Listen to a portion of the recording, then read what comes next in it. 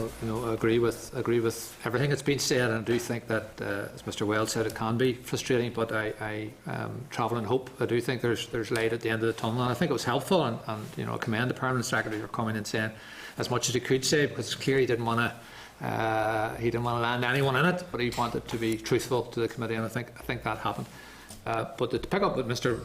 Bradley says, what Dominic O'Brien is saying, we're really interested in two things. If NAMA sold this portfolio at less than its proper price because they were duped or because they were incompetent, because they're certainly saying there was nothing improper on their side, that's bad for us. You have to have when you're talking to people who are investing here and bringing business here, they have to be assured that the legal process will be followed throughout, that there is no corruption or impropriety or anything else. So it's important to us to find out if there was interference with this sale. It didn't happen properly, and it's important to us because it's wrong if the NAMA portfolio was sold for probably hundreds of millions less than it should have been because of a flawed process. Because when it came to the end of the day, really there was only one bidder in there, and that bidder had an unfair playing field, and therefore NAMA sold the portfolio at below its value. That's a loss to the taxpayer in the South, and I think that concerns us. It concerns us as well, even if they aren't paying taxes into this administration. But certainly, I think, I got what Mr. O'Brien said.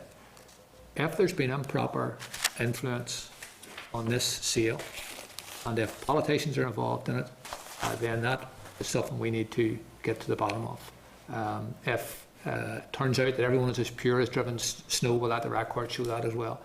There are a number of people looking at this, but I think we'd be failing in our duty if we didn't try to get to the bottom of this. And at the very least, and this is just to finish on this, one of the reasons I was pressing the Permanent Secretary is I don't think that the DFP performed well in this. It certainly, if it was scoring, you wouldn't be giving them 10 out of 10.